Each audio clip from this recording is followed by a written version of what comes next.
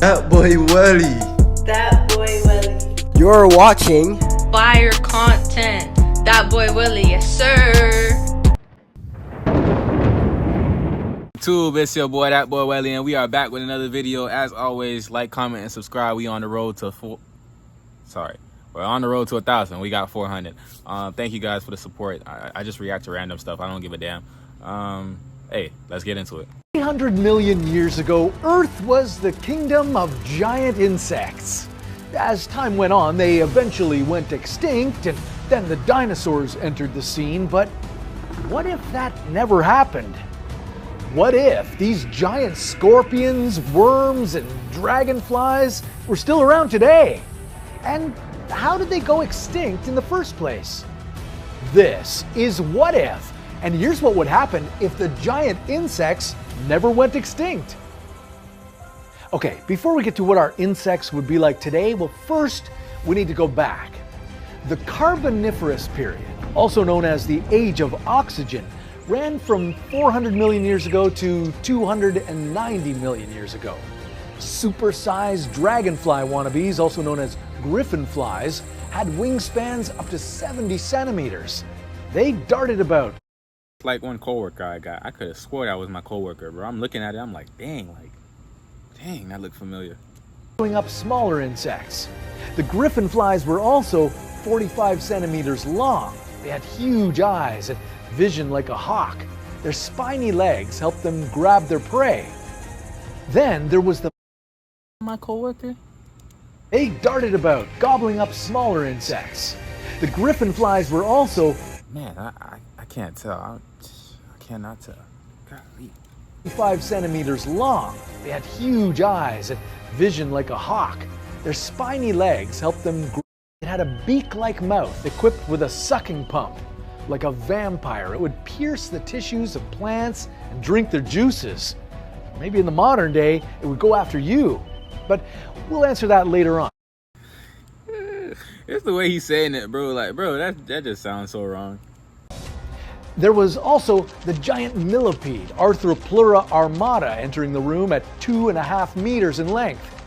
Luckily, this guy is strictly vegan. He dined on fruits, leaves, and seeds. And watch out for these massive scorpions as big as tennis rackets. You do not want to be on the wrong end of that stinger. But hold on, what made these insects grow so big in the first place? The answer lies in the weather the Earth was having at the time. Our Earth doesn't have a lot in common with the Permian period, except maybe the heat. Let's be real, the planet is heating up and we need to do something about it.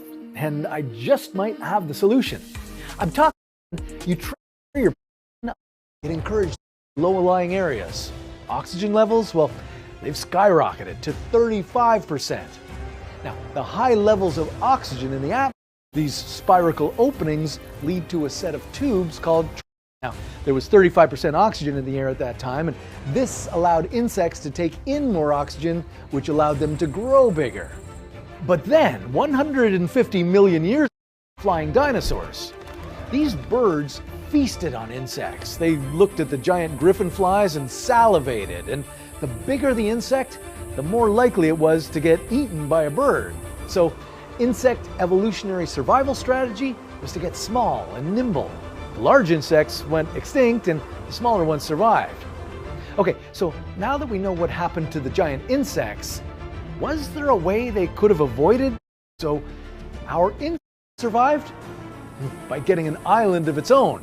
In the wettest case, New Zealand. It lived here for millions of years for our giant insects. How about a supercharged stealth reproduction strategy, like the cicadas? After mating, the female cicada lays nearly 400 eggs.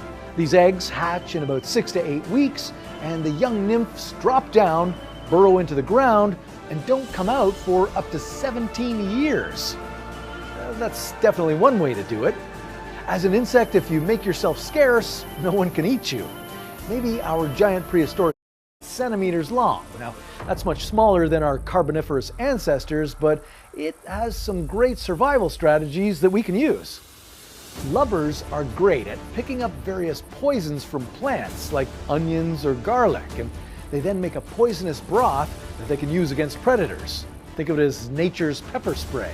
When they meet a predator, like a bird, will vomit.